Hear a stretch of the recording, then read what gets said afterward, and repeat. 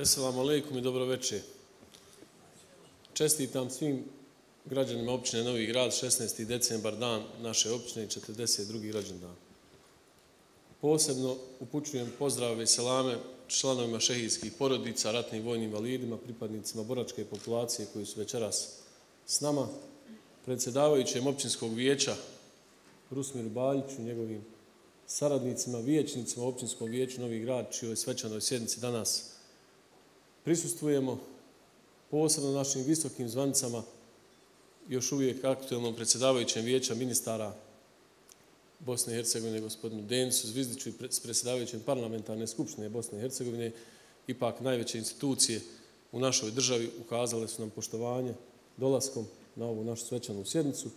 Ministru unutrašnjih poslova Federacije, gospodinu Aljoši Čampari, svim predstavnicima Ministarstva unutrašnjih poslova, danas ih je ovdje puno, predstavnicima naših osnovnih srednjih škola, predsjedniku općinskog odbora SDA Novi Grad, gospodinu Husi Česiru, predstavnicima drugih političkih stranaka koje participiraju u općinskom vijeću Novi Grad, kolegama, načelnicima općina Ilidža, Konjic, Prača, i da se niko ne naljuti, ja bih ovdje stao, ali moje kolege su to uradile već ranije, prije svega Rusmir koji je to sve dobro zapisao.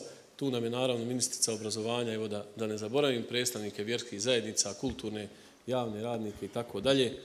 Svima vam želim ugodan boravak na našoj večerašnjoj svečanosti. Ja bih mogao reći kao načelnik ove općine nakon 7 godina rada na ovom mjestu da su se rezultati tog rada na neki način u pravom smislu počeli vidjeti i doživljavati. Sigurno je Novi Grad postao mjesto u kojem se bolje živi. On je danas jedno ljepše, ugodnije mjesto za život, zahvaljujući brojnim projektima koji su realizirani u jednom stanju kakvo jeste u našoj državi i okolnostima koje nisu baš pogodne za razvoj, koje iz mnogo razloga ometaju umjesto da postiču razvoj. Naše zakonodavstvo, naš sistem institucija, mi smo prvi od nivoa vlasti, poslije nas slijedi kantonalni, federalni, državni, sve od nečega zavisi ili od nekoga i tako dalje, ali evo svemu u tome smo uspjeli da učinimo mnogo i dio toga se mogao vidjeti u ovom filmu koji je pripremila naša pres služba u saradnji sa FIVA produkcijom, koji zapravo ima za cilj da pokaže život jednog običnog građanina općine Novi Grad. Nekako od samog rođenja djece postoje neki programi koji podržavaju njihove roditelje sa višečlanim porodicama, sa porodiljama koje imaju manja primanja od ostalih, izgradnjom dječjih vrtića gdje ta djeca odmah idu, izgradnjom osnovnih škola, parkova, igrališta. Mogu reći da se u velikoj mjeri promijenilo lice Novog Grada, dogradnja, izgradnja škola, sportskih dvorana, i to je sve na neki način počelo da živi punim plućima. Mi imamo sada u sportskim dvoranama koje smo izgradili prije nekoliko godina već uspješne sportske klubove poput rukometnog kluba Briješće koji je obnovio svoj rad i već ostvaruje vrlo značajne rezultate. U drugim sportovima naši sportski klubovi uspješno djeluju, naši parkovi izgledaju drugačije, naša igrališta izgledaju drugačije i sve je to rezultat dugogodišnjih, evo 7-godišnjih ulaganja u sve oblasti. Naša današnja sjednica je u znaku obrazovanja, 2 plakete koje se dodjeljuju se ljudima iz osnovnog i srednjeg obrazovanja koji su obilježili na neki način svoj rad u svojim institucijama, a za nas naravno vrlo značajno da taj segment našeg života bude zadovoljavajući za sve stanovnike Novog Grada. Jedan od razloga zbog koji se ljudi dalje odlučuju doseliti, živjeti u Novom Gradu, čak i oni koji se ovdje nisu rodili, jeste kvalitet infrastrukture obrazovanja u našim osnovnim školama, ali i u našim naseljima, naročito sada kada se uložilo dosta u naše parkove, igrališta i tako dalje. Mi ćemo to tako nastaviti i u narednom periodu kako bi Novi Grad učinili još ljepšim mjestom za život. Bilo je tu naravno puno infrastrukture, mi smo realizirali otprilike 2 programa. Prvi program je bio Pokrenimo Novi Grad zajedno 2012-2016 i drugi program je Novi Grad 2020. Mogu vam reći da u jednoj značajnoj mjeri ta oba programa su realizirana. Imamo još 1 godinu dana realizacije ovog drugog programa Novi Grad 2020.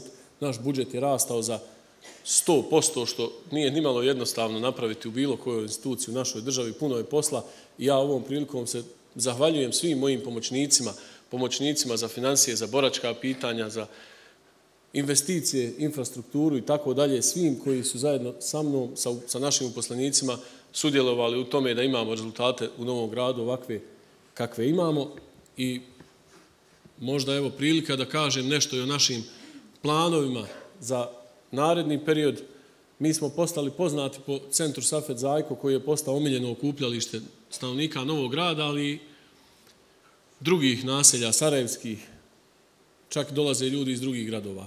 Planiramo u sljedećoj godini jedan projekat koji će postati vjerovatno drugi centar Safet Zajko, a to je zatvaranje bulevara Branilaca Dobrinje u potpunosti za saobraćaj, što će biti jedna široka šetnica ili šetalište dužine od kilometar, ali ne postoji komotnija u našoj državi od nje.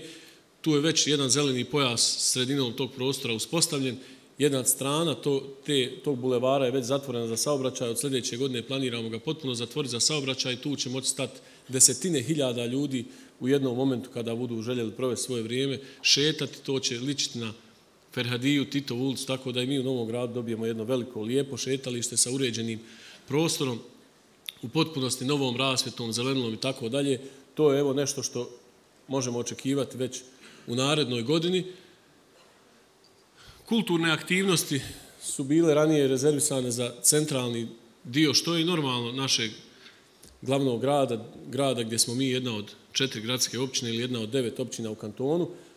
Sa malo aktivnosti koje smo započeli vidjeli smo da je potreba velika od ove vile Hadži Halilovića, Centra za kulturu Dobrinja, gdje su sve sekcije u potpunosti popunjene i imamo zahtjev za jednu vrstu širenja kulturnog života u našoj općini.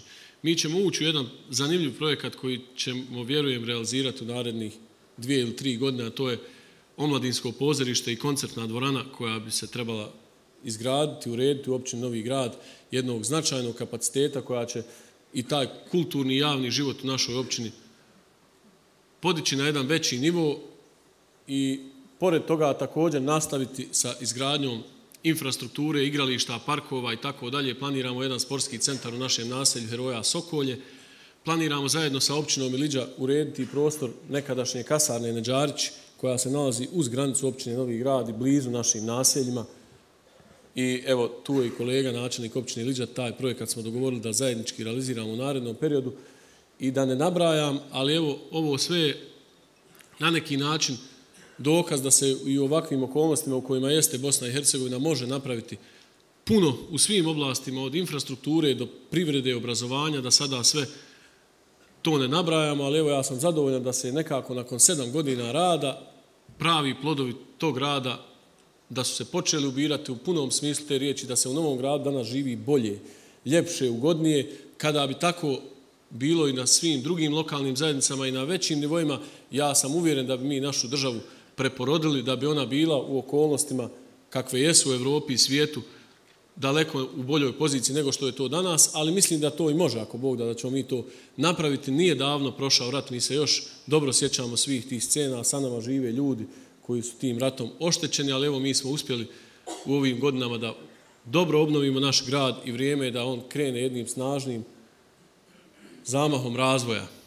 Ja bih se zahvalio svima koji su večeras došli, posebno čestitao dobitnicima naših najvećih priznanja koje općina dodjeljuje u povodu Dana općine. Oni su svi većinom iz oblasti obrazovanja i ova godina nam je nekako bila u znaku podrške općine Novi Grad obrazovanju i obrazovnom procesu, a i to samo za sebe nešto govori.